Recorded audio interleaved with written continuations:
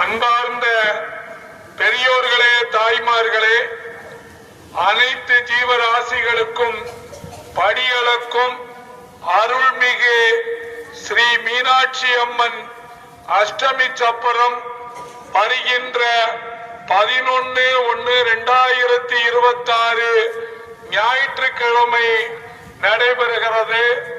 அருள்மிகு ஸ்ரீ மீனாட்சி அம்மன் அஷ்டமி சப்பரம் காலை 5:30 மணிக்கு தேரடியிலிருந்து புறப்பட்டு கீழ வெளிவீதி, தவுட்டு சந்தை, தெற்கு வெளிவீதி, கிரைம் பிரான்ச், கட்டபொம்மன் சிலை, ரயில்வே ஸ்டேஷன் ரோடு, குட்சத்தெரு, நாய்க்கர் புதுத்தெரு, வக்கீல் புதுத்தெரு வழியாக மீண்டும் தேர் நிலையை அடைகிறது.